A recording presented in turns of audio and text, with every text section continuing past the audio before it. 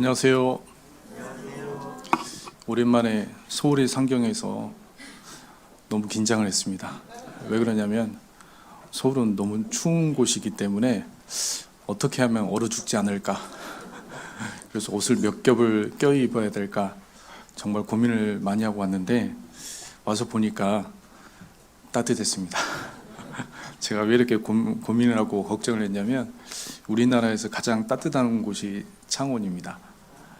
그래서 제가 물론 우리나라에서 가장 추운 곳인 철원에서도 있어봤지만 기본적으로 서울은 춥기 때문에 제가 추위에 대해서는 항상 겸손한 자세를 가지고 있습니다. 그런데 또 특히 창원은 여기 영하 막 20도 이렇게 떨어진 적이 있으시죠? 그 정도가 되면 저희는 영하 1도 정도면 사람들이 밖에 나가지 않습니다. 눈이 1cm가 내리면 20중 추돌이 나옵니다. 그곳이 이제 창원이고요. 부산에 가서 그 부산의 칼바람이 싫어서 이 따뜻한 창원에 있는 사람도 굉장히 많습니다. 이해가 가지 않으시죠? 그래서 긴장을 많이 했는데 다행히 너무 따뜻해서 좀 마음이 좀 포근했고요. 또 형제 자매님들 오랜만에 만난다는 생각을 하니까 또 기쁜 마음으로 오게 되었습니다. 먼저 기도하고 시작하겠습니다. 우리를 구원해 주신 하나님 감사드립니다. 마지막 시대에 우리 각자가 하나님께 소원하고 또 올해도 하나님 앞에서 열심히 살 것을 다짐하고 살아가고 있습니다. 하루를 살더라도 하나님 앞에서 의미 있는 생활을 할 수 있도록 도와주시옵고 또 영적인 것, 귀한 것, 영혼이 남는 그런 생활을 하기 위해서 노력할 수 있도록 도와주시옵소서. 세상이 점점 빨라지고 있고 여러 가지 많은 소동들이 있습니다. 저희가 정말 생각해야 될 것은 위의 것을 생각하고 우리가 주님께서 주신 사명이 무엇이며 어떤 길을 가야 되는지 각자를 생각하고 묵묵히 그 길을 가야 되는 것입니다. 성령이 하나 되게 하신 것을 힘써 지키는 말씀대로 우리 형제 자매님들 먼저 마음을 모아주시고 하나 된 가운데서 하나님의 일을 교회 가운데서 할 수 있도록 도와주시옵소서. 우리 가운데서 병 중에 있는 분들 계십니다. 그 병들도 낫게 하시고 또 신앙에 연약한 분들 붙잡아 주시고 모든 분들이 하나로서 하나님의 일을 할 수 있도록 도와주시기 원합니다. 오늘 말씀을 통해서도 온전히 하나님의 뜻만이 나타나기를 원합니다. 우리를 구원하신 예수 그리스도 이름 받들어 기도드렸습니다. 아멘. 네, 민수기 1장을 찾겠습니다.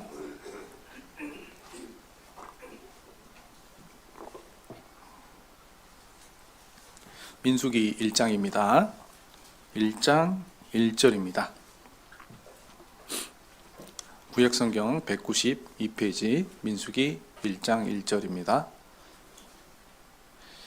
이스라엘 자손이 애굽 땅에서 나온 후 제2년 2월 1일에 여호와께서 시내 광야 회막에서 모세에게 일러 가라사대 너희는 이스라엘 자손의 모든 회 중 각 남자의 수를 그들의 가족과 종족을 따라 그 명수대로 계수할지니 이스라엘 중 20세 이상으로 싸움에 나갈 만한 모든 자를 너와 아론은 그 군대대로 계수하되 매 지파에 각기 종족의 두령 한 사람씩 너희와 함께 하라. 쭉 넘어갔어요. 21절을 보시겠습니다. 루벤 지파의 계수함을 입은 자가 46,500명이었더라. 23절 시므온 지파의 계수함을 입은 자가 59,300명이었더라. 25절입니다. 갓 지파의 계수함을 입은 자가 45,650명이었더라. 33절입니다. 에브라임 지파의 계수함을 입은 자가 45,000명이었더라. 35절 므낫세 지파의 계수함을 입은 자가 32,200명이었더라. 쭉 넘어가서 43절입니다. 납달리 지파의 계수함을 입은 자가 53,400명이었더라. 이 계수함을 입은 자는 모세와 아론과 각기 이스라엘 종족을 대표한 족장 12인이 계수한지라. 46절은 같이 읽겠습니다. 계수함을 입은 자의 총 계가 60만 3,550명이었더라. 네. 예, 오늘은 그 숫자에 대해서 이야기해 보려고 합니다. 성경을 우리가 읽으면서 여러 가지 방법들이 있는데, 창세기를 읽을 때 우리가 대부분 성경은 사건 중심으로 많이 읽으셨을 거예요. 이 민수기에도 보면 뭐 바알 부올의 사건이라든지 고라 자손의 반역이라든지 이런 내용들이 있어서 아마 그 중심으로 이 성경을 읽고 교훈을 받으셨을 겁니다. 그런데 이 사건 중심도 있지만 이 주제 중심으로도 우리가 성경을 볼 필요가 있습니다. 믿음이란 무엇일까? 히브리서 11장에 보면은 믿음에 대해서 나오잖아요. 첫 번째 사람이 아벨과 가인의 믿음부터 나옵니다. 그리고 노아가 나오죠. 그리고 믿음의 선진들 아브람부터 야곱까지 쭉 나옵니다.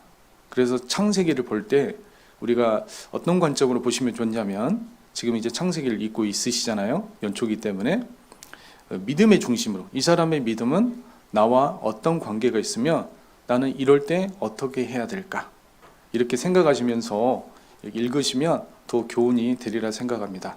그 중에서 야곱이 있는데, 바로가 야곱에게 물어봤죠. 너희 연수가 얼마냐? 이렇게 이야기하니까 험악한 세월을 130년을 보냈다고 했습니다.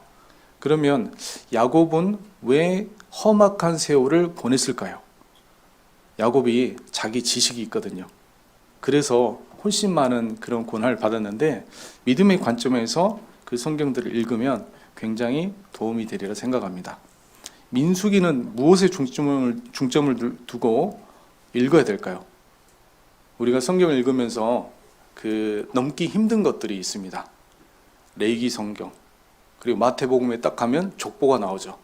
여기서 낭망을 하는데 그 중에 하나가 이 민수기 1장입니다. 이 숫자가 나오잖아요. 우리는 이걸 보면은 나와 무슨 상관이 있지? 그리고 대충 넘어갑니다. 그런데 민수기에서는요, 사건 중심보다도 제일 먼저 봐야 되는 것이 숫자 중심으로 보셔야 됩니다.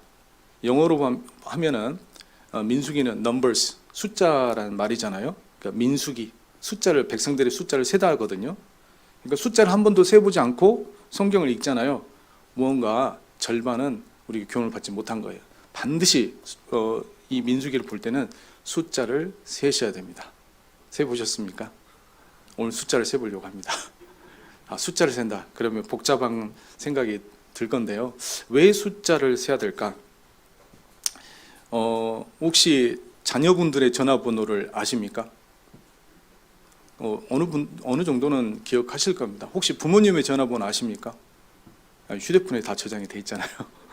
아마 요즘에는요, 예전에는 좀 오래된 이야기이긴 하지만 90년대에는 삐삐란 것이 있었어요. 그리고 그 당시 휴대폰이 없었잖아요.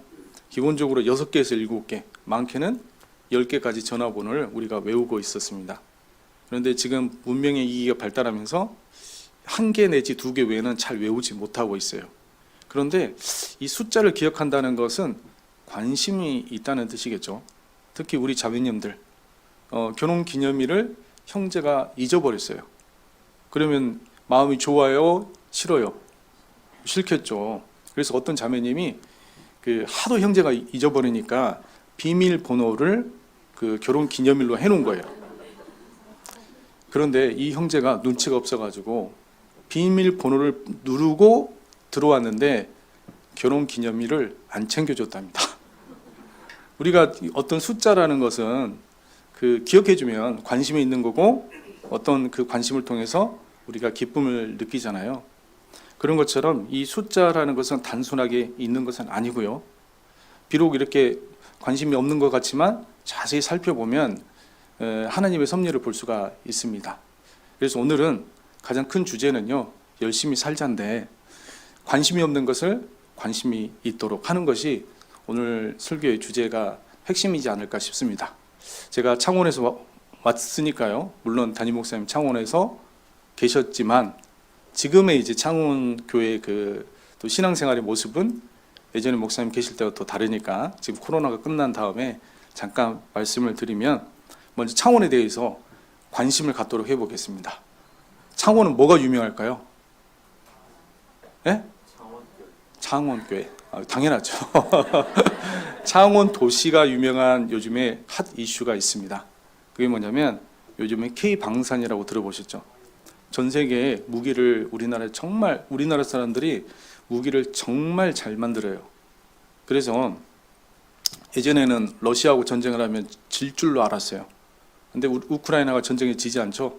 그 배경이 한국에 무기가 있는데 그것 때문에 자주포, 탱크, 총 이런 것들을 어마어마하게 사고 있습니다. 그것을 만드는 곳이 창원에 다 있습니다. 그래서 방산업체가 밀집되어 있는 것이 창원입니다. 이걸로는 관심이 가지 않겠죠. 창원이 또 유명한 것이 있는데 교의당 옆에 주남 저수지라고 있습니다. 이곳은요 전 세계가 아니라 아시아에 있는 대부분의 철새가 이곳이 맛집으로 소문이 나가지고 겨울에 어마어마하게 옵니다. 사람은 죽는 것을 그렇게 관심을 두지 않더라도 철새가 겨울에 이제 끝나고 나서 봄에 날아가잖아요. 못 날아간 녀석들이 있어요. 그거를 관리를 해줍니다. 죽지 않도록. 그래서 철새가 굉장히 많이 오는데 여기에 사진 작가들이 엄청나게 모여듭니다. 어떤 제가 아는 형제님이 있었는데 이분이 카메라가 저는 그게 그렇게 비싼지 몰랐어요. 저는 처음 들어본 단어였습니다. 카메라가 3천만 원짜리 가지고 있는 분이 계셔요. 제가 깜짝 놀랐어요. 이분은 작가입니다. 그리고 물어봤어요. 혹시 저희 창원교회 옆에 주남저수지에 오셨나요? 물어봤습니다. 자기는 못 간대요. 왜 그러냐 물어보니까 거기는 카메라가 최소 5천만 원 이상 돼야지 간답니다. 제가 가봤어요. 갔더니 정말 큰 그 사진기가 있더라고요. 그런데 5천만 원이 아니라 1억짜리도 받습니다. 그래서 우리나라에 있는 모든 카메라가 비싼 것은 그쪽에 다 몰려 있어요. 사진 한 장 찍으려고. 새벽부터 해서 밤늦게까지 있습니다. 한 장 찍으려고요. 좀 관심이 가져지시나요? 또 하나 더 있습니다. 이번에 먹거리를 한번 말씀을 드리겠습니다. 창원하면 옆에 이제 김해이긴 하지만 유명한 것이 단감이 있어요. 진영 단감이라고.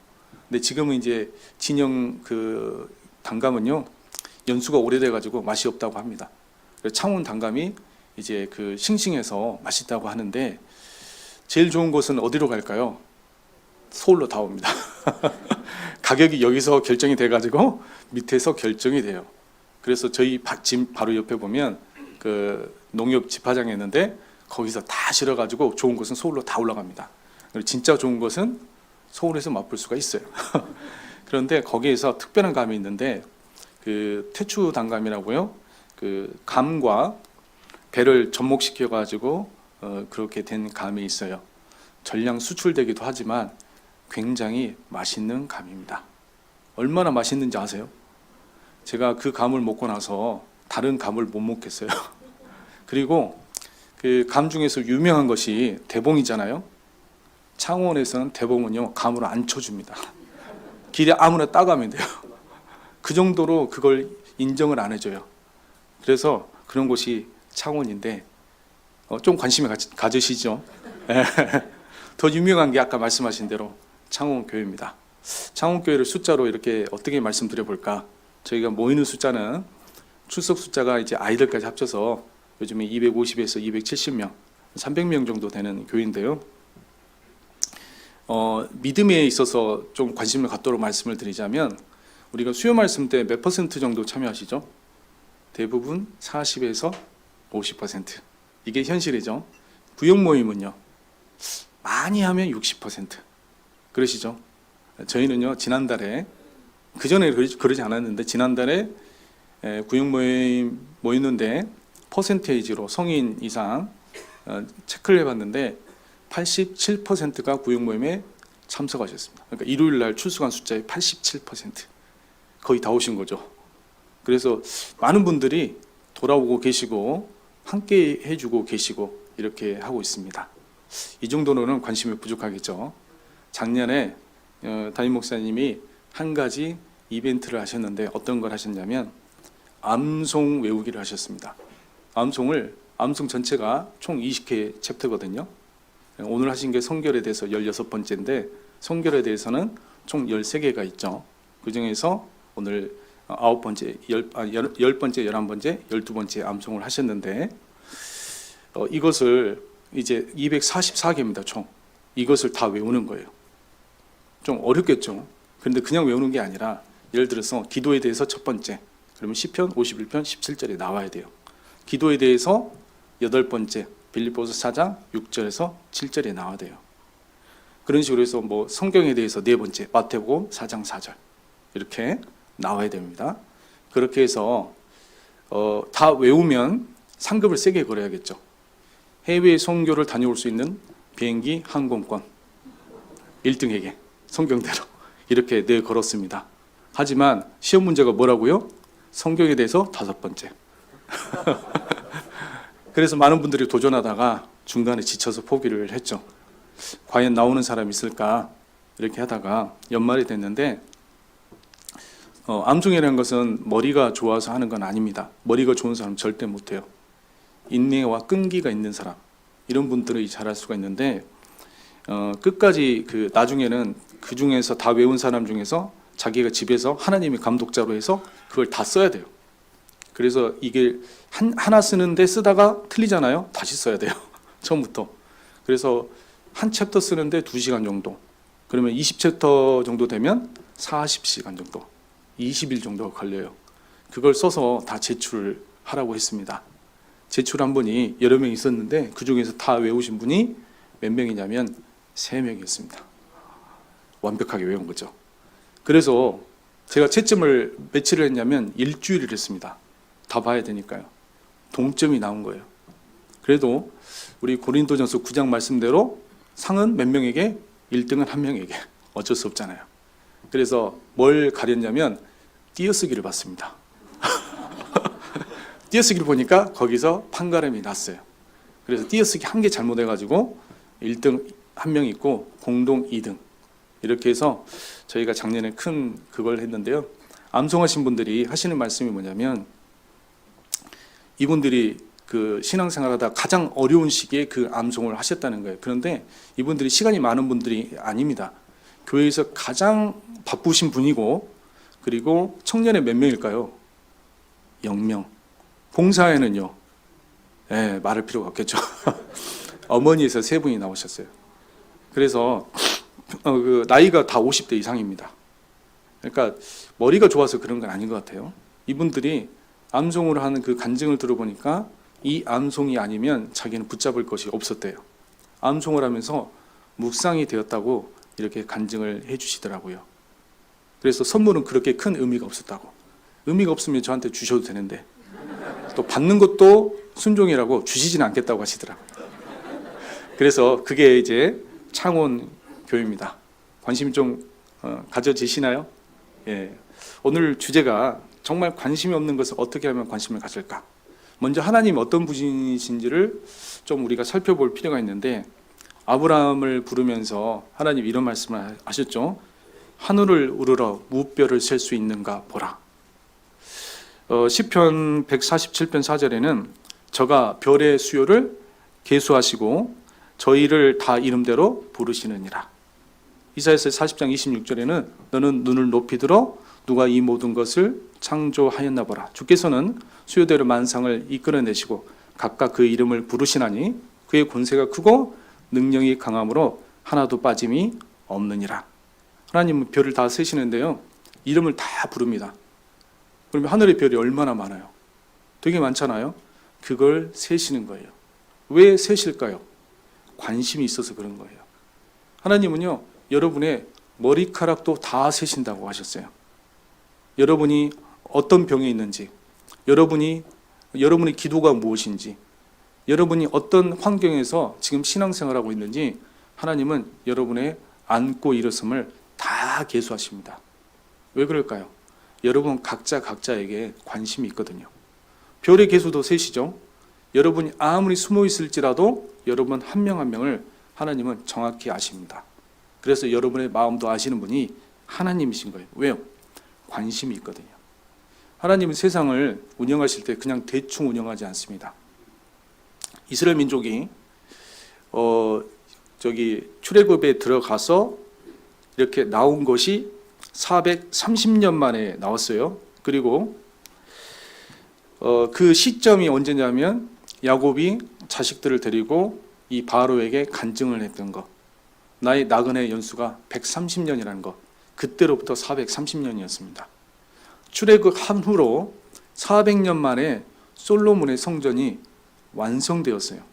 이스라엘 민족이 40년 동안 광야에서 방황할 것도 하나님께서 그 시간을 정해 놓으셨습니다.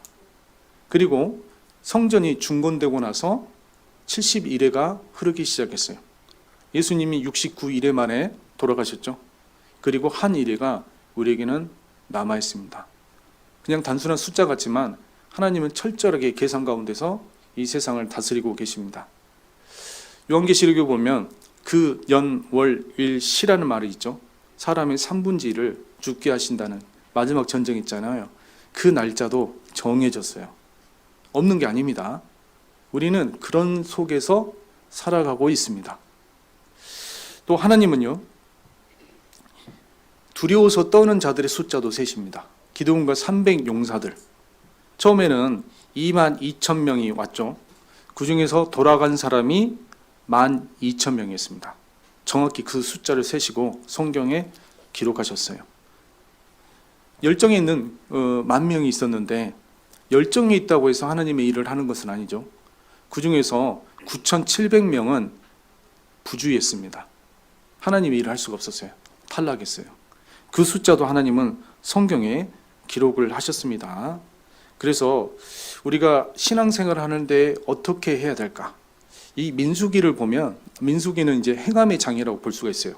구원받은 사람이, 출애굽한 영혼을 구원받은 사람이 어떻게 하면 정확히 하나님의 뜻대로 살아갈 수 있을까?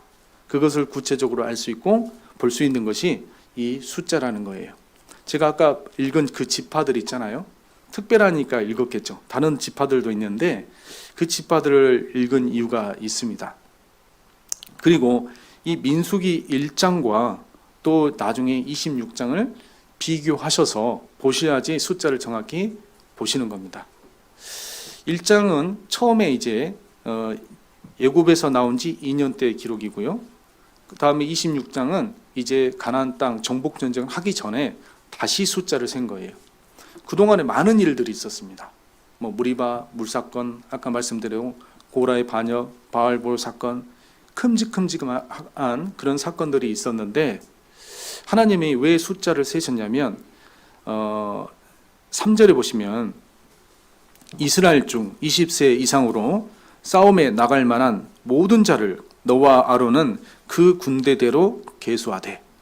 하나님은요, 숫자를 세신 이유가 싸움에 나가는 사람을 정확히 판단하기 위해서, 그러니까 하나님의 일을 하는 사람을 세기 위해서. 어떻게 하는 거예요? 전쟁이라는 거예요. 전쟁과 싸움의 차이점 아십니까? 우리가 신앙생활 하다 보면 이런 분도 계셔요. 그 전도는 열심히 하는데 교제는 안 나오신 분이 있어요. 말씀도 안 읽고 기도도 안 하고 근데 전도는 잘해요. 그래도 구원 받거든요. 왜? 천국은 침노하는 자의 것이니까. 그런데 그분은 싸움을 하는 겁니다. 우리는 전쟁을 하는 사람이에요. 전쟁이라는 것은 개인의 능력이 뛰어나지 않아도 같이 참여를 하잖아요. 그러면 이기는 스케일이 다르는 거예요. 한 나라와 한 나라가 전쟁을 하잖아요. 전쟁이라는 것은 싸움과 다른 게 뭐냐면 상대방이 죽어야 끝나는 거예요. 이스라엘은 지금 전쟁을 하고 있습니다. 싸움을 하는 게 아니에요. 왜? 남을 죽이지 않으면 내가 죽거든요. 우리는 영적인 전쟁을 하고 있는 사람입니다. 그래서 개인적으로 싸움을 해서 1명, 2명 이렇게 영혼을 건질지라도 우리가 1년 동안 한 명도 전도를 못했어요. 하긴 했는데, 그런데 교회 안에서 참여를 했어요. 학예 수양회부터 해서 대전도 집회, 모든 봉사에도 참여하고 교제에도 참여했어요. 이 사람은 전쟁에 참여하는 거예요. 전쟁에서 이겼습니다. 수양회에서 1,000명이 구원받았다고 하시죠. 그 1,000명의 상급이 어떻게 되냐면 참여한 숫자로 나눠지는 게 아니에요. 1,000명으로 가는 거예요. 왜? 같이 전쟁에 참여해서 나타난 결과니까. 혼자서 싸우면요, 1명입니다. 그래서 우리가 하나님 앞에서 어떤 마음으로 신앙생활을 해야 되느냐? 정말 우리는 전쟁을 위해서 하나님께서 우리를 부르시고 또 준비하신다는 것을 생각을 해야 됩니다. 이 중에서 이제 12지파가 있는데 증가한 지파가 있고 감소한 지파가 있어요. 뭐 증가한 지파를 다 찾아볼 수는 없겠고 가장 많이 증가한 지파는 어느 지파면 왜 그랬을까? 또 12개 지파 중에서 감소한 지파가 6개 지파가 있습니다. 그들은 왜 감소를 했을까? 이것도 좀 살펴볼 필요가 있어요. 그래서 이제 그 이스라엘 민족이 광야에서 진을 이렇게 이루어 가지고 갈 때 맨 앞에 3개의 지파가 있었어요. 그 지파가 납달리, 아셀, 단 지파가 있었습니다. 그러면 맨 앞에 섰으니까 상을 많이 받으니까 플러스 돼야 되잖아요. 그런데 그 중에서 납달리 지파는 감소했습니다. 몇 퍼센트가 감소했냐면 15%가 감소했어요. 이 숫자에. 그리고 이제 옆에 있는 6개 이제 지파가 있는데 그 중에서 1개 지파가 감소했는데 의외의 지파가 감소했어요. 그 지파가 무슨 지파냐면 에브라임 지파입니다. 에브라임은 창세기 49장에 보면 야곱이 유언을 하면서 굉장히 복을 줬던 지파잖아요. 그런데 앞도 아니고 옆인데 감소했어요. 왜 그랬을까? 맨 뒤에 지파가 3지파가 있습니다. 루벤, 시므온, 갓. 제가 말씀을 잘못 드렸는데 5개 지파가 감소를 했네요. 루벤, 시므온, 갓 지파는 감소했을까요? 증가했을까요? 다 감소했습니다. 뒤에 있으니까. 어떤 이유인지 모르겠지만 뒤에 있다고 해서 사실은 중요치 않은 것은 아니에요. 굉장히 중요한 일이 있거든요. 그런데 그것을 어떻게 해서 못했는지 모르겠지만 감소했습니다. 그래서 그 중에서 우리가 살펴볼 지파가 이제 시므온 지파라는 지파를 좀 살펴볼 겁니다. 그 이유는 가장 많이 감소했거든요. 그래서 왜 이들은 감소했을까를 좀 살펴보겠습니다. 우리는 이것에 대해서 관심이 없어요. 그런데 이스라엘 민족은 관심이 있었어요. 왜 그러냐면 여기를 잡으시고요. 민수기 36장을 보시겠습니다. 36장. 숫자는 기억 안 하셔도 됩니다. 민수기 36장 4절입니다.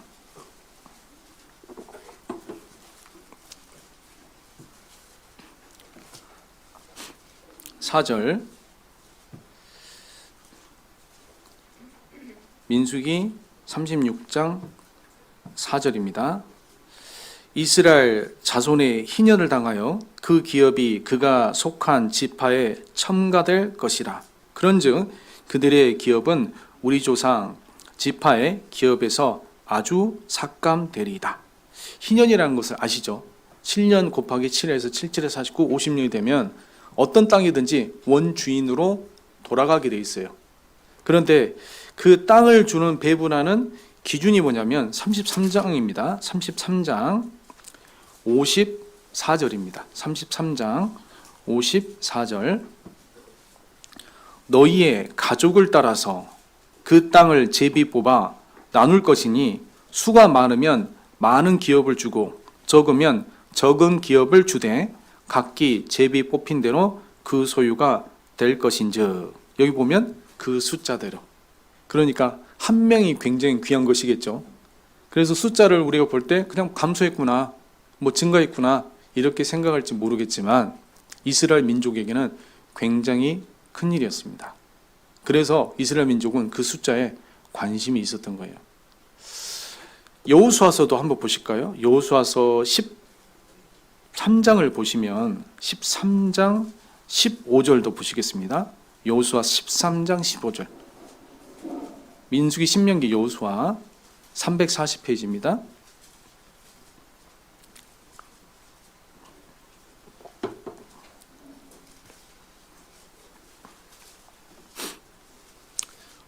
(13장 15절) 모세가 루벤 자손의 지파에게 그 가족을 따라서 주었으니 그 지경은 아르곤 골짜기 가에 있는 아로엘에서부터 골짜기 가운데 있는 성읍과 메드바 곁에 있는 온 평지와, 여기 보면 지명들이 쭉 나오죠. 우리는 관심이 없어요. 그렇죠? 성경 읽을 때 쭉 넘어가죠. 그런데 이 지파의 입장에서 이 지역들을 보면 어떻게 생각할까요? 아르곤 골짜기, 바못 바알, 처음 들어본 거예요. 거기가 어디서 얻을까? 예를 들어서 서울은 땅이 굉장히 귀하죠. 만약에 서울 종로교회에 아르곤 골짜기가 있는 아로엘에서 이렇게 하면 그 아로엘이 어디서 어디까지냐고 따질 겁니다. 그러겠죠. 그냥 넘어갈 수는 있지만 그 숫자대로서 정확히 땅을 줬는데 정말 자기의 관련이 있잖아요. 관심을 갖는 거예요. 저희 창원교회는 주차장이 굉장히 넓습니다. 주차장이 약 1200평이 있습니다. 넓죠? 그렇게 있는데 그래도 부족하다고 하더라고요. 그 땅이 쭉 있잖아요. 만약에 그 땅을 이렇게 산다고 해보시죠. 이번에도 땅을 샀는데 주차장만 650평을 샀습니다. 땅을 샀는데 그 정확히 우리가 지적도를 하잖아요. 그 땅 조금 더 손에 안 보려고. 그런데 지역별로 준다고 해보세요. 종로를 준다. 그럼 종로에서 어디? 이렇게 따질 거 아니에요. 그래서 별거 아닌 것 같지만 이스라엘 각 지파별로 숫자가 너무나 중요했던 거예요. 그 숫자 중에는 열심히 한 사람도 있고 그렇지 않는 사람도 있을 거예요. 그게 중요한 게 아니에요. 다 살아남아서 그 숫자로 있는 거예요. 그게 영원한 축복인 거예요. 그래서 우리가 하나님의 신앙생활 주시는 신앙생활도 그런 모습으로 우리가 해야 되지 않을까 생각합니다. 이 지파들이 감소하는 것을 보면 가장 많이 그 감소한 지파가 시므온 지파인데 민수기 26장에 있죠. 읽진 않겠지만 몇 퍼센트가 감소를 했냐면, 퍼센트로 생각하면 좀 쉬울 것 같습니다. 37,100명이 감소했는데 제가 숫자를 다 세어봤습니다. 계산기 다 두들려봤어요. 63%가 감소했어요. 엄청나게 많이 감소했죠. 시몬 지파가 제일 많이 감소했고, 루벤 지파 큰아들이었잖아요. 그런데 죄를 좀 많이 지었어요. 루벤은 고라의 반역 사건까지도 끼어듭니다. 그런데 감소를 하긴 했는데 생각보다 적습니다. 6%예요. 왜 그랬을까? 그러면 그걸로 만족할 수 있을까? 또 갓지파는 약 11% 감소했습니다. 그리고 아까 특이했던 에브라임 지파 무려 20%가 감소했어요. 이건 굉장히 치명적이죠. 반대로 증가한 지파가 있는데 므낫세 지파는, 아까 시므온 지파가 64%잖아요. 므낫세 지파는 63%가 증가를 했어요. 그래서 도합 숫자가 아까 60만 3천이라고 했잖아요. 민수기 26장을 보시겠습니다. 여기까지는 좀 머리 아파요. 이제 다 끝났습니다. 숫자를 세는 게 좀 머리 아픈데, 민수기 26장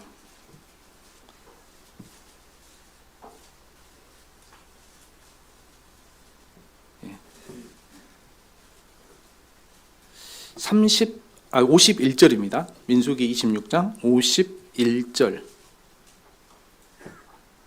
이스라엘 자손의 계수함을 입은 자가 60만 1,730명이었더라.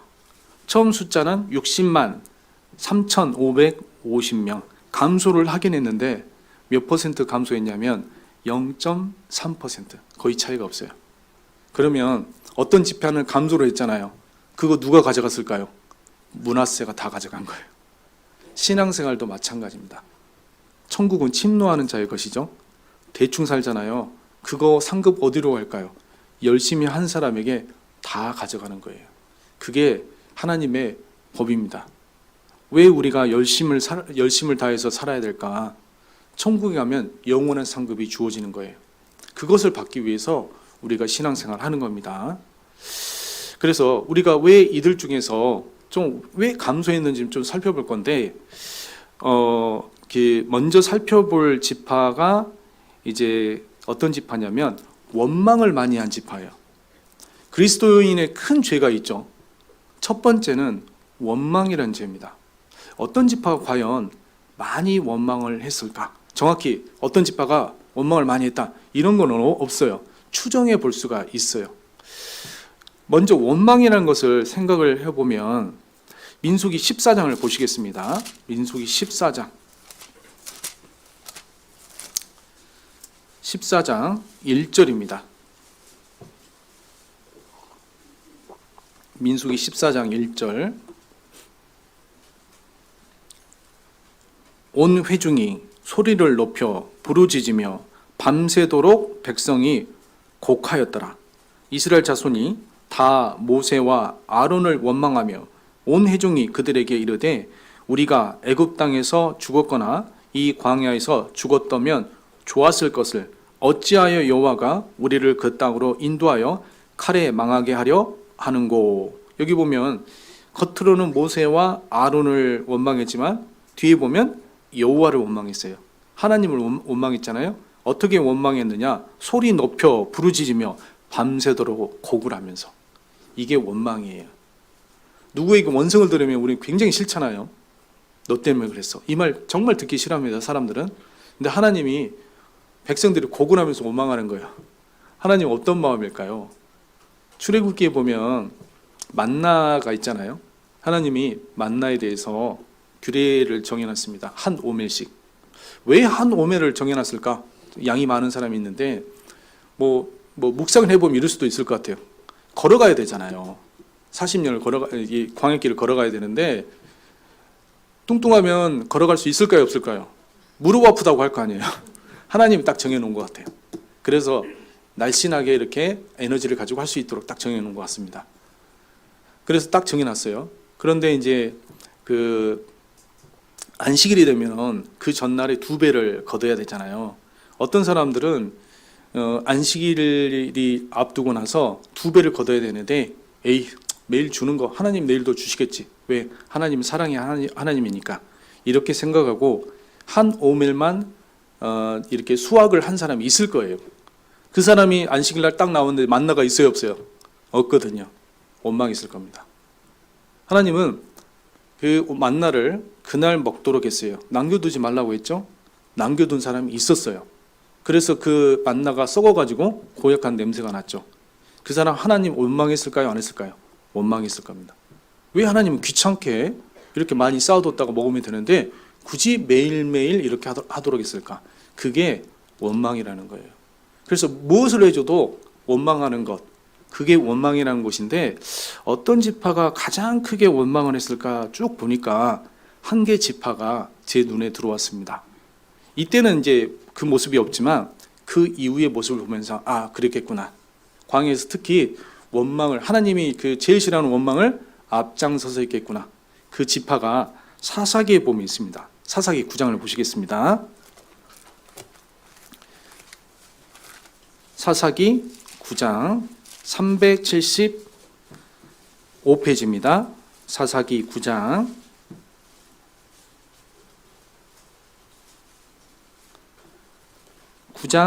1절입니다.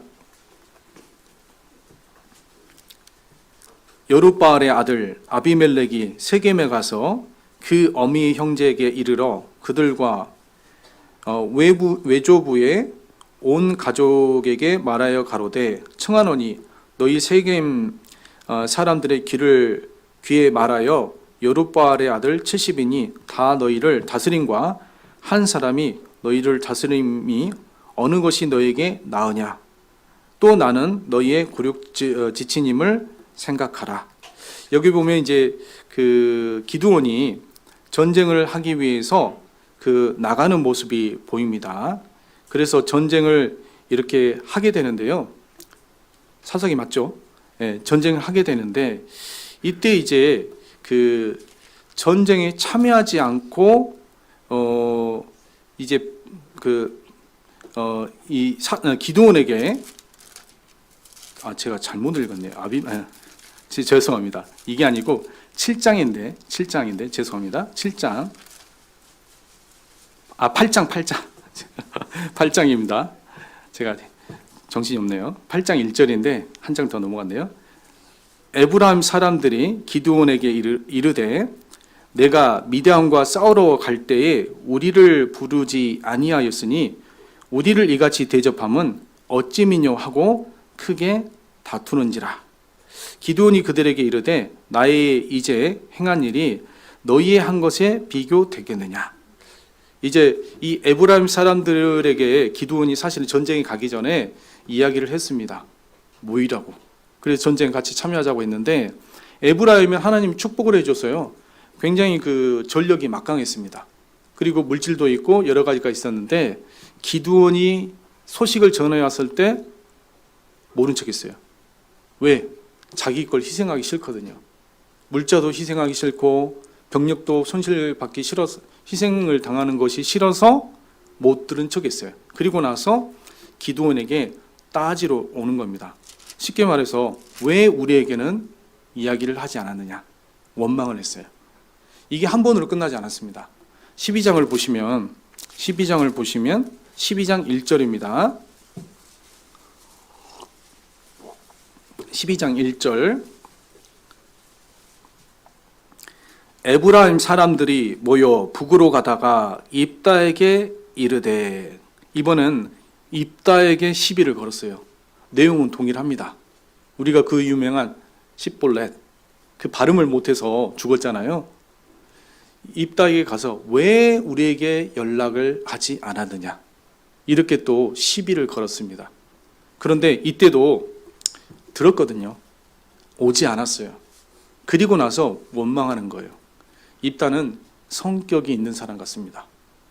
그래서 그냥 있지 않고요. 4절에 보면 입다가 길르앗 사람을 다 모으고 에브라임과 싸웠더니 길르앗 사람들이 에브라임을 쳐서 파하였으니 이는 에브라임 말이 너희가 길르앗 사람과 본래 에브라임에서 도망한 자로서 에브라임과 므낫세 중에 있다 하였습니다. 그래서 이걸 보니까 기본적으로 원망을 많이 한 지파는 에브라임 지파가 아닐까. 그래서 이 에브라임 지파가 하나님의 축복을 받았는데도 무엇인가 인구에 있어서 감소를 나타내지 않았을까, 이렇게 유추를 제가 해보게 되었습니다. 그래서 우리가 첫 번째 하지 않아야 되는 것이 원망이라는 겁니다. 원망하잖아요. 그건 하나님이 계수하지 않습니다. 잠언 19장 3절에도 사람이 미련함으로 자기 길을 굳게 하고 마음으로 여호와를 원망하느니라. 우리 신앙생활 하다가 이런 이야기를 합니다. 하나님이 나의 형편을 다 하시는데 왜 이렇게 하시는지 모르겠어요. 이해가 가지 않아요. 이것 있잖아요. 원망입니다. 하나님이 여러분을 모르실까요? 나의 가는 길을 오직 그가 하시나니 그가 나를 단련하신 후에는 내가 정금같이 나오리라. 욥기 23장 10절에 있잖아요. 나의 가는 길을 하나님이 아십니다. 그리고 단련하시는 과정이 있어요. 여러분의 길을 모를까요? 여러분의 형편을 모를까요? 왜 우리 가족은 전도가 안 될까요? 이런 것들 있잖아요. 원망입니다. 저도 저희 아버지를 기도를 한 것은 약 40년이 됐습니다. 몇 년 전에 구원 받으셨거든요. 저도 한 40년 기도했습니다. 우리가 하나님을 원망할 수 있는 것은 아무것도 없어요. 내 인생에 있어서 모든 것을 받아들이는 것 있잖아요. 나의 가족들, 나의 환경들, 그것이 우리에겐 첫 번째 필요합니다. 하나님 원망하지 않잖아요. 그것은 계수하지 않습니다. 두 번째, 그리스도의 큰 죄, 하나님 계수하지 않는 것이 교만이라는 겁니다. 이 고라의 반역 사건이 이제 민수기 16장에 보면 나오거든요. 여기에 루 부인이 연루가 좀 되는데, 이 고라가 특별한 그 지파 중에서도 특별합니다. 이 대제사장 직분을 수행하는 사람이 이 당시 문헌에 보면 약 300명 정도가 있었다고 해요. 실제로 이제 레위 자손을 계산을 해보잖아요. 그러면 이제 숫자는 22,000이 나오는데, 실제 숫자는 22,300이 나오는데, 실제로는 기록된 것은 22,000이 기록되어 있거든요. 그 300명은 뭐냐면 대제사장의 직분을 하는 사람들은 대부분 숫자를 세지 않았어요. 그래서 이제 차이가 나는 거거든요. 성경이 틀린 게 아니고. 그런데 그 대부분이 고라 자손이었어요. 굉장히 하나님 앞에서 큰 은사를 받은, 그리고 상급을 많이 받을 수 있는 그 지파가 고라 자손이었어요. 레위 지파 중에서도. 그런데 그 고라가 반역을 했잖아요. 그때 이제 민수기 16장 35절에 보면 그때 분향하는 자가 소멸된 게 250인이에요. 그러니까 굉장히 많은 숫자가 이때 죽었다는 것을 알 수가 있는데, 하나님 두 번째 계수하지 않는 것이 바로 교만이란 겁니다. 그래서 우리가 교만에 대해서는 많은 성경을 알잖아요. 잠언 16장에도 보면 교만은 패망의 선봉이다. 그리고 유다서를 한번 보시죠. 유다서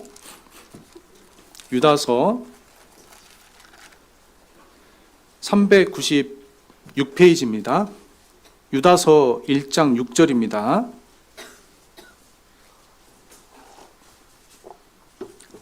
유다서 1장 6절.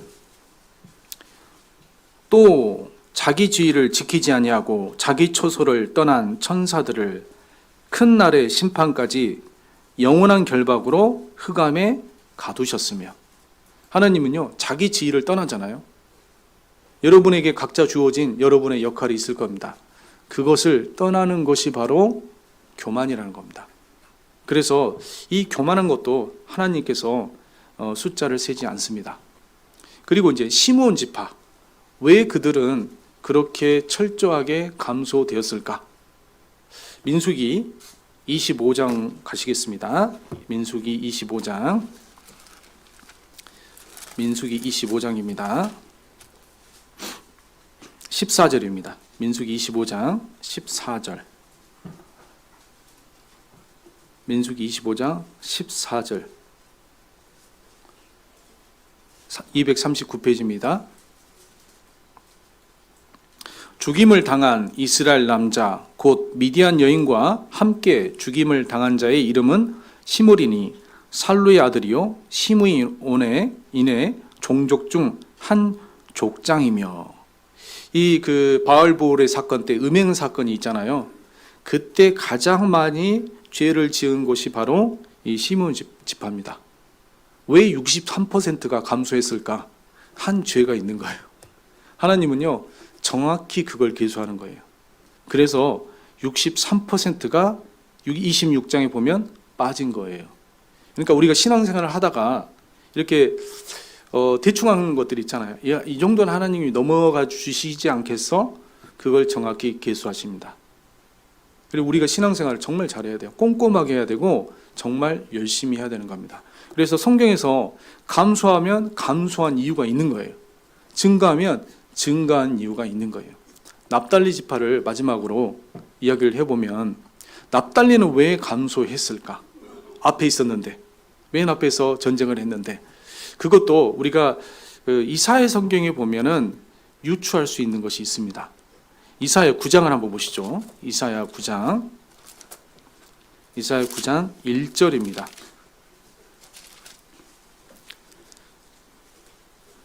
(9장 1절)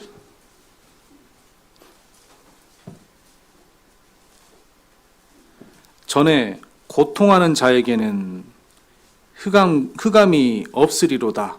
옛적에는 여호와께서 스불론 땅과 납달리 땅으로 멸시를 당케 하셨더니 후에는 해변길과 요단 저편 이방의 갈릴리를 영화롭게 하셨느니라. 여기 보면 이방의 갈릴리가 나오잖아요. 그래서 이 납달리 지역은 해변으로 가는 그 중간에 아주 도로가 발달한 곳에 있었어요. 너무나 살기 좋은 곳이었습니다. 해변으로 가기도 좋고 길도 잘 나 있고, 그 지역에 자리를 하고 잡은 것이 납달리예요. 그런데 그들은요, 그 좋은 곳에 만족을 해버리고 준비를 하지 않았어요.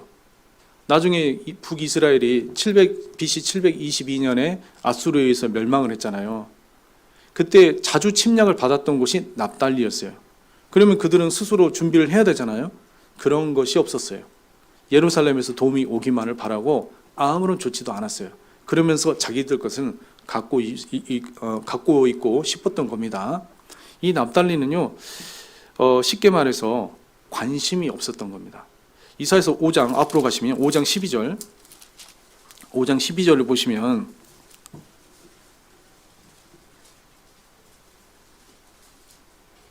그들이 연회에는 수금과 비파와 소고와 저와 포도주를 갖추었어도 여호와를 행하심을 관심치 아니하며 그의 손으로 하신 일을 생각지 아니하는도다. 관심이 없었어요. 그래서 그 납달리 지역은 이방이 갈릴리다, 왜 이방이라고 했겠어요?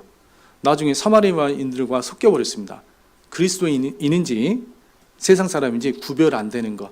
그래서 아마 그렇게 했기 때문에도 광야에서 그렇게 했기 때문에 비록 앞에 있었지만 숫자가 적어서 상금을 적게 받지 않았을까? 우리가 신앙생활 할 때도 침륜에 뒤로 물러가 침륜에 빠질 자가 아니란 말씀이 있죠. 우리 신앙생활 할 때 현재에 만족하면 안 되는 거예요. 하나님 일을 할 때는 정말 목표를 세우고 신앙생활 하는 것이 굉장히 중요합니다. 아까 처음에 제가 암송에 대해서 말씀을 드렸잖아요.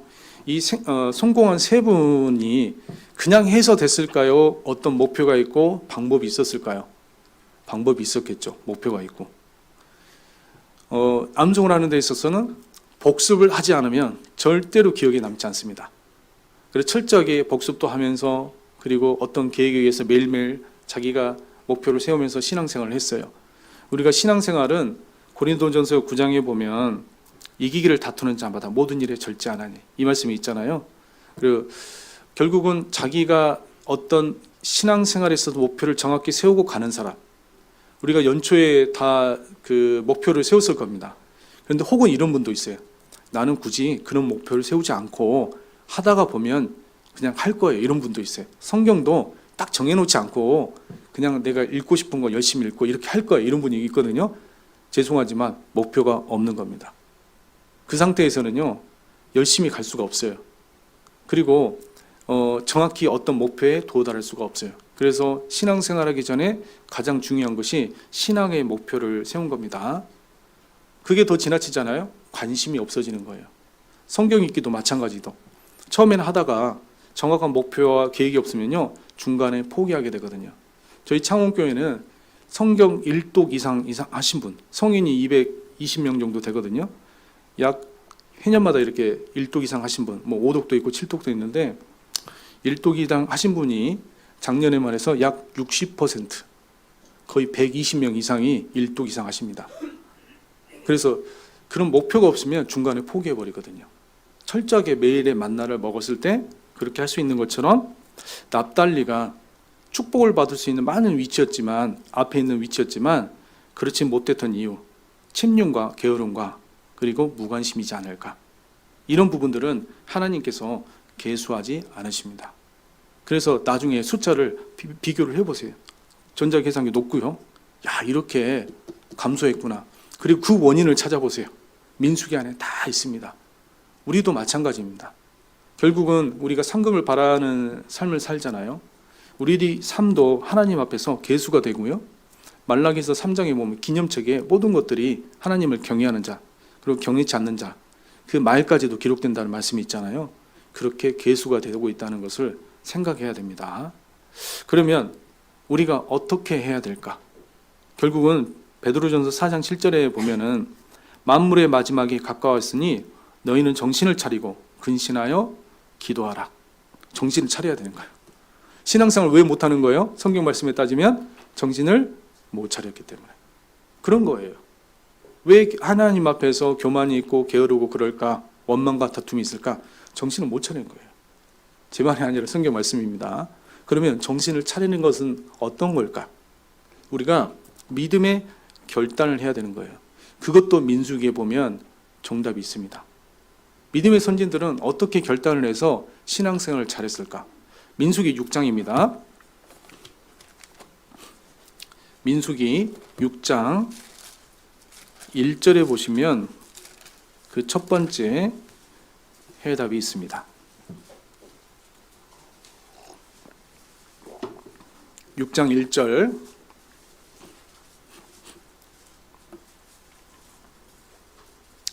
여호와께서 모세에게 일러 가라사대 이스라엘 자손에게 고하여 그들에게 이르라 남자나 여자나 특별한 소원 곧 나시린의 소원을 하고 자기 몸을 구별하여 여호와께 드리거든. 여기 나시린이 있잖아요. 그런데 우리 자매님들은 이 글을 딱 보니까 눈이 번쩍번쩍하죠. 성경에서 여자는 사람 취급했어요, 안 했어요?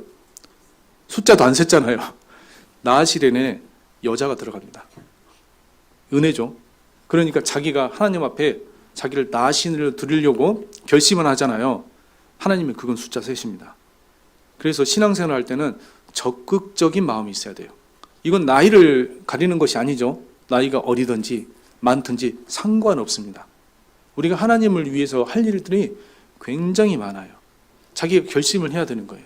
결단을 하고 그랬을 때 비로소 하나님의 일을 할 수가 있는 겁니다. 그래서 우리가 결단을 하고 신앙생활을 해야 됩니다. 두 번째는 하나님께서 상을 주시는 그 원리와 가치를 알아야 되는데 민수기 31장을 보시겠습니다. 민수기 31장. 민수기 내에서만 좀 보니까요. 좀 왔다 갔다 볼 게 있습니다. 31장 6절입니다. 31장 6절. 모세가 매 지파에 1천인씩 싸움에 보내되. 이게 뭔지 아세요? 지금 이스라엘 민족이 전쟁을 하는 데 있어서 가장 핵심이 뭐예요? 예비군 제도. 그 예비군 제도가 이때 탄생했어요. 매 지파별로 정규군이 아니죠. 모여가지고 전쟁을 했습니다. 그런데 그 전쟁에 참여했던 사람들이 주는 상급이 있어요. 31장 27절에 보시면 31장 27절 그 얻은 물건을 반분하여 그 절반은 싸움에 나갔던 군인들에게 주고 절반은 회중에게 주고. 그러니까 매 지파별로 1,000명이 12,000명이 참여했을 거 아니에요? 그들에게는 노예인물의 절반을 줬어요. 나머지는요. 나머지 온 회중에게 그 절반을 나눠줬어요. 그러면 이 전쟁에 탈취한 사람들이 받은 것이 32절부터 쭉 보면은 36절까지가 있는데 이게 잘 감이 오지 않아요. 33절에 보면 소가 7만 2천이요. 막 이렇게 있잖아요. 그런데 이것을 개인으로 나눠보면 개인으로 계산을 해보잖아요. 전쟁에 참여하는 사람 한 사람이 받는 것이 양은 약 30마리, 소는 3.5마리, 나귀는 1마리. 그리고 자매님들이 좋아하는 것이 있어요. 종이 1명이에요. 평생 설거지 안 해도 돼요. 양 30마리. 얼마나 많은 걸까요? 굉장한 돈입니다. 소가 3.5마리예요. 굉장히 큰 것이죠. 숫자로 바꿔가지고 내가 생각을 해보면, 내가 그걸 받는다고 생각을 해보면 굉장히 큰 겁니다. 반면에 회중이 받는 것은요. 제가 그것도 계산을 해봤거든요. 회중을 딱 보니까 60만 명으로 하면 원래는 더 되죠. 그러니까 남자만 셌을 때 여성분은 빼고 양은 0.5마리, 소는 가정당 1마리, 나귀는 가문당 1마리, 그리고 종은 시족별로 1명. 차이가 엄청나죠. 그래서 하나님 상금을 주시는 원칙이 있습니다. 그냥 결단만 한다고 주지 않아요. 그 전쟁에 적극적으로 참여를 해야 되는 거예요. 그러면 그 시족에서 그 지파별로 또 1,000명을 이렇게 받았겠죠. 그 중에 자원한 사람들이 있었던 거예요. 그들은 목숨을 걸고 싸움을 하러 간 것이 아니라 전쟁을 하고 갔던 거예요. 그래서 하나님이 특별하게 그들에게 더 탈취물을 나눠주신 겁니다. 여호수아서 14장 9절에 보면 내 발로 밟는 땅은 영원히 너와 내 자손의 기업이 되리라. 그러니까 열심히 밟잖아요. 하나님 상급을 주시는 거예요. 그래서 하나님은 열심히 한 사람들에게 그 상급을 주십니다. 또 하나님의 상급을 받기 위해서 우리가 가져야 되는 마음이 하나가 있습니다.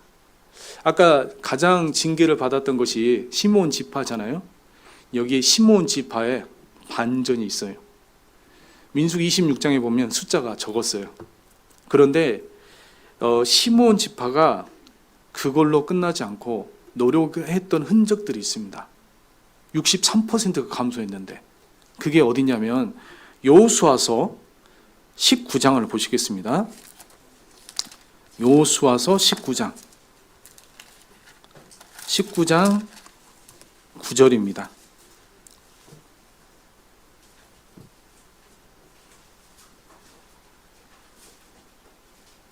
(19장 9절)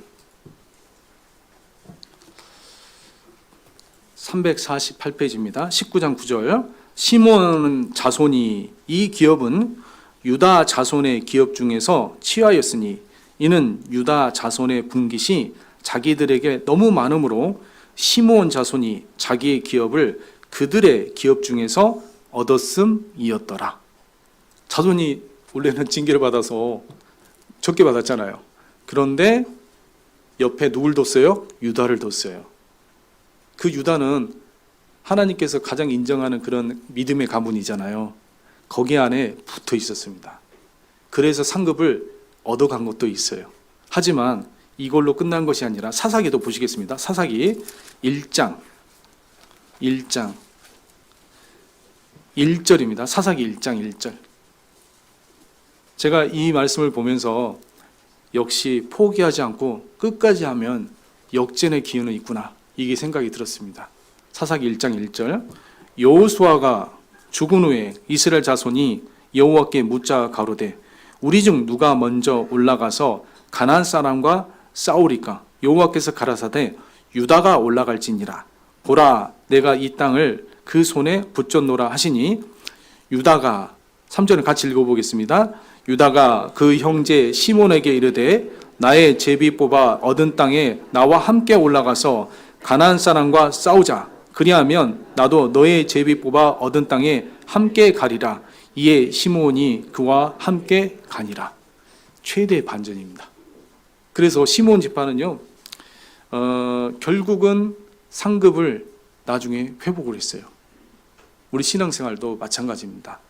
히브리서 3장 14절에 보면 우리가 시작할 때 확실한 것을 끝까지 견고히 잡으면, 이 말씀이 있잖아요. 창원교회가 시작된 게 87년이라고 합니다. 그때 지금 남아있는 분이 몇 명인지 아세요? 0명입니다. 많은 사람들이 있었겠죠. 누군가는 구역장을 했을 거고 누군가는 조장을 했을 거고 그랬을 겁니다. 저도 이제 저희 교회에서 신앙생활한 지 올해 41년째입니다. 그 초창기에 많은 분들이 있었어요. 지금 어디 있을까요? 우리가 교제 가운데 딱 붙어 있다가 주님을 만나잖아요. 대충 계산해봐도, 물론 종로교회는 많은 초창기 우리 형제 자매님들이 계시리라 생각합니다. 저는 완전히 믿음의 2세대입니다.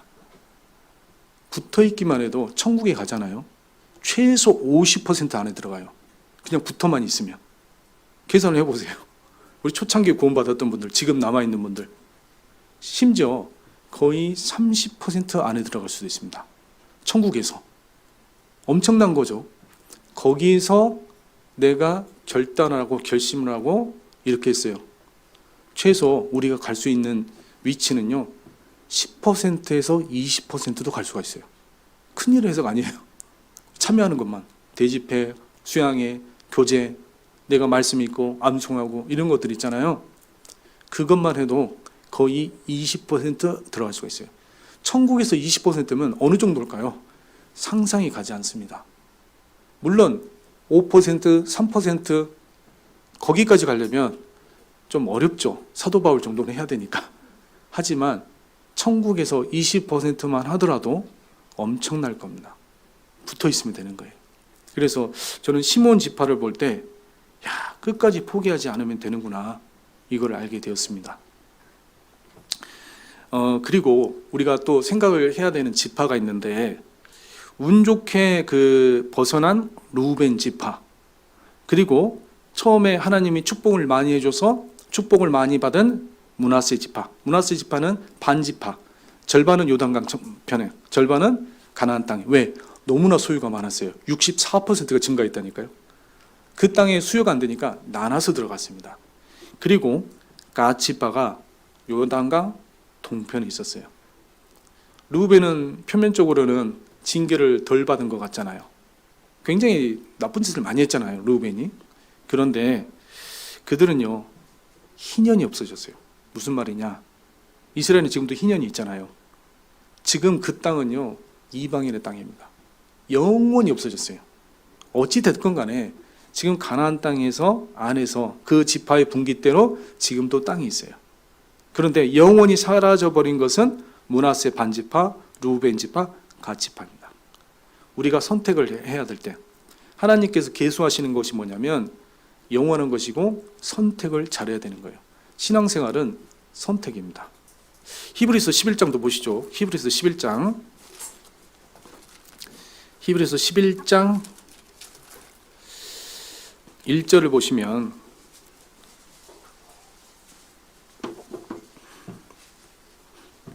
히브리서 11장 1절 믿음은 바라는 것들의 실상이요 보지 못하는 것들의 증거니 선진들이 이로써 증거를 얻었느니라. 믿음이라는 것은 보이지 않는 것 같지만 구체적인 겁니다. 여러분의 믿음이 있어요. 여러분의 구원의 방주가 있죠. 그게 여러분의 믿음이에요. 안 보이는 게 아니에요. 저는 하나님의 뜻을 모르겠어요. 모르는 거예요. 있습니다. 정확히 우리가 생활하는데 어떻게 해야 되는지가 있는 거예요. 그런데 4절에 보시면 믿음으로 아벨은 가인보다 더 나은 제사를 하나님께 드림으로. 이 가인의 제사는요, 나은 제사였어요. 그렇죠? 안 좋은 제사가 아니었어요. 나은 제사였어요. 왜? 가인은 최선을 다해서 하나님께 드렸습니다. 하지만 더 나은 제사는 아벨의 제사였어요. 어느 정도로 나은 제사냐면 하나님께 드림으로 의로운 자라 하시는 증거를 얻었으니. 그러니까 의로운 자라는 그 믿음까지 얻은 것이 아벨이에요. 그런 것처럼 내가 신앙생활을 할 때 어떤 선택을 하느냐, 영원한 걸 선택해야 되는 겁니다. 내가 지금 하고 있는 것들 있잖아요. 어떤 것들은 썩어져 버리는 것이 있고 하나님 계수하지 않는 것이 있고 하나님이 계수하는 것이 있어요. 의외로 큰 것이 아니라 작은 것들입니다. 그래서 그런 것들을 하나님이 계수할 수 있도록 우리가 신앙생활을 하는 겁니다. 우리가 세상에서 아무리 잘해도 영적인 것이 없어지면요. 단지파 있잖아요. 단지파는 그 플러스가 됐어요. 그런데 제가 쭉 읽다가 단지파가 이제 그 야곱이 예언을 해놓은 거 보면 이렇게 좀 좋은 예언은 아니거든요. 약간 불길한 예언을 했는데 그리고 잘 넘어갔어요. 그런데 단지파가 어디서 문제가 되냐면 요한계시록 7장에서 문제가 됩니다. 나중에 보세요. 지파별로 그 14만 4천 있잖아요. 거기에 빠진 지파가 단지파입니다. 그럼 단지파는 언제 구원을 받아야 될까요? 우리 시대 구원을 받아야겠죠. 그러니까 영적인 부분이 빠져버리는 거예요. 그래서 영적인 것이 빠지잖아요. 아무 의미 없는 세상이에요. 우리가 영적인 것이 무엇인가를 잘 선택을 해서 그것을 하나님이 계수하도록 우리가 목표를 세우고 해야 되는 겁니다. 작은 것 같지만 굉장히 중요한 겁니다. 또 하나님이 그 계수하시는 것이 있는데 그 마태복음 4장을 한번 보시죠. 마태복음 4장 15절입니다. 마태복음 4장 15절. 민수기 성경을 보면 반전이 너무나 많아요. 너무나 많아서 묵상할 게 굉장히 많습니다. 나중에 민수기는 처음부터 끝까지 쭉 보시면서 쭉 찾아보시면 정말 숫자가 재밌는 것이 민수기입니다. 4장 15절을 보시면 스불론 땅과 납달리 땅과, 납달리가 나오죠. 요단강 저편 해변길과 이방의 갈릴리여. 이 땅은 이방의 갈릴리라는 신앙생활을 이방인처럼 했어요. 그런데 16절에 보면 흑암에 앉은 백성이 큰 빛을 보았고 사망과 땅과 그늘에 앉은 자들에게 빛이 빛이었도다. 이건 누구예요? 17절에 보면 이때부터 예수께서 비로소 전파하여 가라사대 회개하라 천국이 가까웠느니라. 예수님이 갈릴리에서 사역을 하셨죠. 거기에 구원이 있었어요. 이방의 갈릴리가. 그래서 우리가 영적인 것이 결국은 주님을 만나서 그때부터 계수가 되는 것이고 우리가 그 영적인 것을 위해서 결국 우리가 이렇게 하는 것이 뭐예요? 복음에 참여하고자 함이라. 그곳에 집중을 하는 것이 하나님이 계수를 하신다는 것을 알아야 됩니다. 그리고 하나님의 일을 하기 위해서 우리에게 주어진 것이 있죠. 그게 바로 직분이란 겁니다. 그래서 디모데전서 1장 12절에 보면 나를 능하게 하신 그리스도 예수 우리 주께 내가 감사함은 나를 충성되이 여겨 내게 직분을 주셨다고 했잖아요. 그 직분이 무엇이냐? 구원받은 사람은요, 모든 사람 직분이 있어요. 교회 안에서 있는 직분이 그걸로 끝나는 것이 아니라 구원을 받으면 기본적으로 받은 직분들, 그 직분 중에서 베드로전서 2장 9절에는 너희는 택하신 족속이요 왕 같은 제사장이요 거룩한 나라요 그리고 그의 소유된 백성이요. 하나님의 백성입니다. 천국 시민이에요. 그럼 천국 시민이면 어떻게 살아야 될까요? 천국 시민답게 살아야 되는 거예요. 그것을 저버리는 것이 그 직분을 버려버리는 거고 교만이라는 겁니다. 하나님 앞에 교만은 교제에 떠난 거예요. 그게 교만인 거예요. 그리고 신앙생활이라는 것은 한 가지만 잘할 수 있는 것이 아닙니다. 내가 누군가 나는 다른 건 다 못하는데 전도를 한다. 그걸 위헌 삼지 마세요. 그게 교만이라는 거 아셔야 돼요. 왜? 그럼 신앙생활에 4대 요소가 왜 필요하겠어요? 그리고 내가 하는 거에 전도는 아닙니다. 사도행전 2장에 보면 하나님께서 더하신다 그랬어요. 까마귀도 쓰실 때가 있습니다. 중요한 것은 교회 안에서 내 직분을 지키고 질서를 지키고 이렇게 했을 때 내가 하나님께서 그걸 계수하시는 거예요. 그리고 하나님의 직분을 할 때 어떻게 일을 해야 될까? 열심히 해야 될까요? 잘해야 될까요? 열심히? 잘해야 될까요? 열심히 해야 될까요? 부계열주. 열심히 품고 주를 섬기라. 그런데 우리가 하나님의 일을 할 때 이 생각도 해야 됩니다. 열심히 하면 끝났을까? 결과도 중요한 거예요. 암송대회 했잖아요. 열심히 했어요. 열심히 한 분 많거든요. 저희가 10개 챕터 이상 외운 분들이 10개 챕터가 2년 반치 암송입니다. 10개 챕터 외운 분들이 다 하면은 7명 정도가 돼요. 제가 말씀드렸듯이 순서대로 이렇게 임의대로 했을 때 나온 분이 많이 외웠잖아요.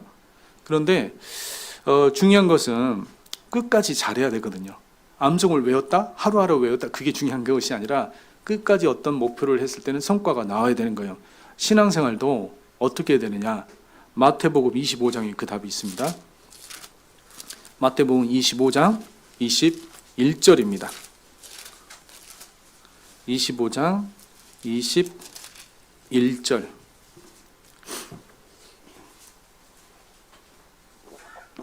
(25장 21절을) 같이 읽겠습니다. 그 주인이 이르되 잘하였도다 착하고 충성된 종아 내가 작은 일에 충성하였음에 내가 많은 것으로 내게 맡기리니 내 주인의 즐거움에 참여할지어다 하고, 여기 보면 주인이 어떻게 칭찬했어요? 잘하였다. 하나님의 일은요 잘해야 됩니다.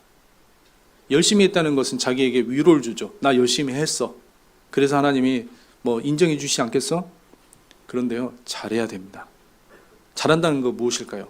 결과도 나타내야 되는 거예요. 천국에 가서 절대적인 가치가 있죠. 30배, 60배, 100배. 우리가 전도는요 절대적인 가치가 있기도 해요. 어떤 한편으로는. 하지만 그 외의 것도 우리가 할 때 정말 잘해야 되는 거예요. 하나님의 일은 잘해야지 열심히 한다고 절대 위안을 갖지 마세요. 난 지금까지 열심히 했어. 지금까지 한 거야. 의미가 없어요. 잘해야 되는 겁니다. 결과가 나와야 되는 거예요. 그래서 그랬을 때 그 잘한 것들을 하나님이 특별히 더 계수를 하십니다. 잘하기 위해서 우리가 가져야 되는 마음, 작은 것에 귀중하게 생각을 해야 되는 거예요. 그래서 이제 과부의 2렙돈 우리가 알고 있잖아요. 그리고 냉수 한 그릇, 하나님은 그것도 절대로 없어지지 않는다고 했습니다. 그게 잘하는 거예요.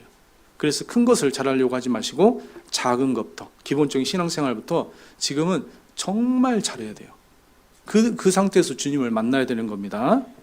그리고 그 작은 것 중에 하나가 누가복음 16장 9절에 있는 불의의 제물로 친구를 사귀라 해요. 자기가 가지고 있는 모든 것 있잖아요. 그게 불의의 제물이잖아요. 이것으로서 하나님을 어떻게 섬길 수 있을까? 어떻게 하면 전도하고 복음에 이용할까? 이것이 우리에게는 필요합니다. 결국은요, 신앙생활이라는 것은 원래 없어지는 건데 이것을 영원한 것으로 환전하는 것이라고 할 수가 있습니다.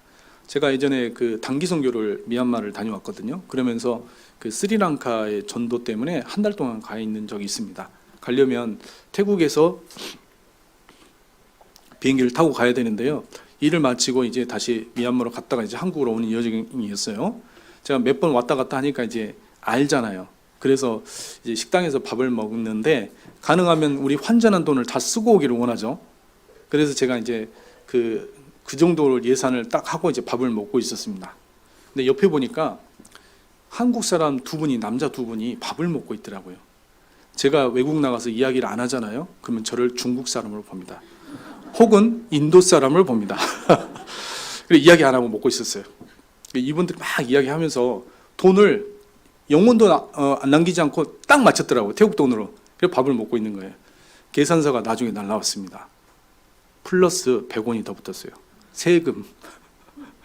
당황하시더라고요. 그것을 100원을 찾으려고 큰 돈을 써야 되거든요. 제가 그때 가지고 있던 100원을 드렸습니다. 얼마나 감사하시던지. 제가 한국말을 하니까 한국 사람이었어요? 이러면서 마침 그런 거지 않을까. 우리는 이 땅에서 환전, 조금도 손해보고 싶지 않잖아요. 그거 다시 와버리면 못 쓰는 돈인데 그런 마음이 불의 제물로 친구를 사귀라 이 말씀이 아닐까 싶습니다. 그 옛날에 우리 그 제상 중에서 유명한 이분은 다 유명한 거예요 기본적으로. 그리고 훌륭한 분들입니다. 안 유명하냐 훌륭하지 않느냐 그건 아니고요. 훌륭한 제상이 2명이 있었습니다. 태계 이황 선생. 이분은 정말 이런 말씀을 하셨죠. 부귀를 멀리하라. 그리고 도산서원을 세워서 후진들의 굉장히 양성을 많이 했습니다. 부귀를 멀리하라. 사람들이 죽고 나서 이 이황 선생의 그 생활을 본 거예요. 이분이 빈약은 편안하게 여기고 분분한 영화 따위는 뜬 거는 모두 달아. 너무나 귀중한 말씀이잖아요. 그래서 이분의 삶은 어떨까 이렇게 뒷조사를 했답니다. 뭐 제가 조사한 건 아니고요. 문헌에 보면 그런 게 있어요. 뭐 사람들이 써놓은 게 보면 이 당시에 굉장히 큰 부자 있잖아요. 큰 부자는 땅이 3만 평, 종이 30명 있으면 큰 부자예요. 그 지역에서 3만 평. 축구장이 2,500평입니다. 축구장 8개가 2만 평이에요. 그러니까 3만 평이 어마어마하죠. 이 태계 이황 선생의 집에 갔는데 땅이 30만 평, 종이 100명. 태계 이황 선생은 슈퍼 리치였습니다. 그래서 사람들이 실망을 했답니다. 그렇지만 훌륭한 사람이에요. 혹시 태계 이황 선생의 후손들은 저를 원망하지 마시고. 그 다음에 율곡 이 선생. 이분은요 13세부터 29세까지 과거가 여러 가지가 있는데 요즘으로 따지면 사법고시 13세부터 9번의 장훈급제를 했습니다. 다수속으로. 머리가 뛰어난 사람이에요. 이 사람이 이제 10만 양병설을 주장을 했잖아요. 근데 그게 받아들여지지 않았어요. 왜? 돈이 들어가니까. 그래서 반대를 했습니다. 임진왜란 이후에 결국은 그것보다 더 많은 돈이 들어갔죠. 많은 사람이 죽고 희생하고. 근데 이분이 했던 말이 뭐냐면 허례허식을 비판을 했습니다. 그래서 굉장히 청렴하게 살았어요. 마찬가지로 사람들이 과연 이분은 어떤 삶을 살았을까 죽은 후에 갔습니다. 딱 가보니까 그 집에 많은 것들이 있더라고요. 뭐냐면 벼루, 먹, 책 그리고 아무것도 없었습니다. 이 태계 이황 선생은 그래도 나라를 위해서 노력한 보상이 있어서 그런지 모르겠지만 1975년 천원권 집회 모델이 됩니다. 율곡 이 선생 1972년도에 5천원권 집회 모델이 되죠. 세종대왕은요 우리가 성경 읽으라고 성경을 한글을 창조하셔서 만원권 집회 모델이 됩니다. 이 율곡 이 선생을 가치 있게 우리 그리스도인이 교훈을 받으라고 훌륭하게 키운 심사 임당은 오늘날 5만원권 집회의 모델이 됩니다. 여러분 하나님 앞에서 어떤 가치가 매겨져 있을까요? 각각의 여러분에게는 주어질 상이 있고요. 가치가 매겨져 있어요. 어떻게 해요? 하나님이 여러분의 삶을 모든 걸 계수하십니다. 작은 거, 큰 거 꼼꼼하게 절대 빠지지 않아요. 여러분의 마음까지 기록하십니다. 그래서 민수기를 통해서 우리가 가져야 되는 교훈은 잘 살아야 된다. 정말 잘 살아야 된다. 의외로 하나님께서 여러 가지를 보시는구나. 제가 그것을 알게 되었습니다. 숫자가 적은 것은 적은 이유가 있고 많은 것은 많은 이유가 있더라고요. 지금 마지막 시대, 올해 2024년은 4차 혁명이라고 합니다. 잘 아실 겁니다. 특히 창원에는 그런 이제 첨단 그런 것들이 있으면서 프로그래머들이 우리 형제 자매들 중에서 되게 많아요. 그런 디지털 세상이 됐어요. 시골에서 농사 지을 때요, 어느 정도냐면 이제 자기 땅이 2만 평 있는 그 대농 그 형제님이 계세요. 농사 잘 짓습니다. 그런데 이분이 벽시에 대해서는 다 알아요. 그런데 어떤 벽시는 맛있어요. 그리고 생산량이 많이 나요. 이걸 심잖아요. 돈 못 법니다. 나라에서 원하지 않아요. 왜? 생산량이 적은 벽시. 나라에서 정해준 벽시로 농사를 지었을 때 더 돈을 많이 벌어요. 그게 이 세상이에요. 딱 그 세상에 들어가지 않으면 살 수 없는 세상이 이제 시작이 됐습니다. 우리가 그러면 영적으로 어떻게 살아야 될까요? 우리는 성경 안에 들어가야 돼요. 말씀대로.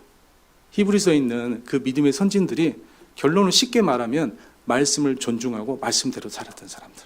그 사람들인 거예요. 마찬가지로 우리도 정말 마지막 시대가 이제 다가오고 있는데 우리는 그 큰 징조 있잖아요. 그걸 통해서 가족들이 구원받을 거라는 거 생각하지 마세요. 마지막 하나만 더 찾을 건데 이런 것 있잖아요. 가족들이 구원을 받지 않아요. 그래서 이제 우리는 확실한 증거를 원합니다. 정말 확실한 증거. 이거면 막 마음이 흔들려가지고 말씀을 듣지 않을까 이런 생각하잖아요.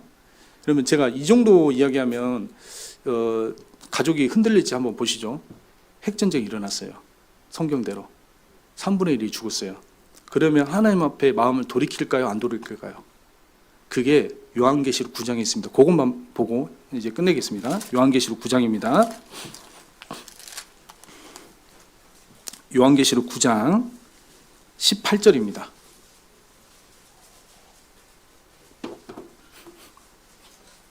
요한계시록 9장 18절. 이 세 재앙 곧 저희 입에서 나오는 불과 연기와 유황을 인하여 사람 3분의 1이 죽임을 당하니라. 20절. 이 재앙에 죽지 않고 남은 사람들은 여기 살아남았어요. 굉장히 적겠죠?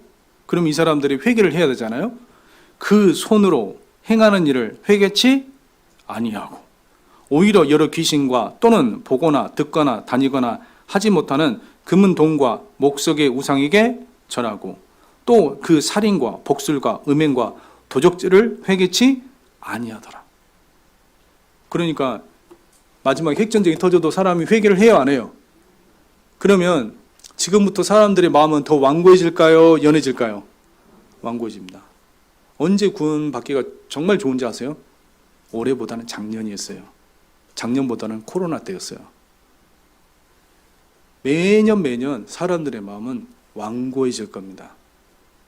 저희도 이제 1월 달에 대전도 집회가 있는데 종로교회도 보니까 대전도 집회를 바로 앞두고 있더라고요. 이번 기회 놓치잖아요. 점점 어려워집니다. 그래서 우리가 정말 잘해야 되는 거예요. 정말 열심히 해야 되고 하나님께 의지를 해야 되는 겁니다. 그래서 주님 안에서 정말 힘을 내서 우리가 오래 달렸으면 좋겠습니다. 아까 암송 제가 말씀드렸잖아요. 안 될 것 같지만 된다니까요. 전국에서 그런 분이 몇 명이나 있을까? 저는 거의 없다고 생각해요. 그리고 임의적으로 딱 했을 때 3명이 나왔다니까요. 그래서 누구나 이렇게 계획을 세우고 결단하고 주님께 의지하고 하면은 될 수가 있고 큰 상급을 받을 수가 있습니다. 나중에 민수기서 한번 쭉 읽어보세요. 교훈받을 게 너무 많습니다. 숫자 어떻게 하라고요? 세어보면서 꼭 보시기 바랍니다. 기도하시겠습니다. 주님 감사드립니다. 오늘 말씀을 통해서 마지막 시대에 우리가 어떻게 살아야 되는지 주님께서 교훈을 주셨습니다. 정말 우리 삶을 다시 주님 앞에 잘 세우고 작은 것부터 큰 것까지 열심을 품고 하나님의 일을 잘할 수 있도록 도와주시옵고 또 형제 자매님들과 함께 연합하여서 교회에서 주어지는 모든 일을 함께 참여하면서 하나님의 복음에 참여하는 자로서 저희 모두를 사용하여 주시기 원합니다. 그 잃어버린 영혼들 주님께서 잘 아십니다. 그 영혼들 불러 모아주시고 또 우리 가족들 비록 구원을 받지 않았지만 주님께서 그 마음을 열어주셔서 구원의 말씀이 들어갈 때까지 우리가 포기하지 않고 끝까지 반전을 기대하면서 주님께 매달릴 수 있도록 도와주시옵소서.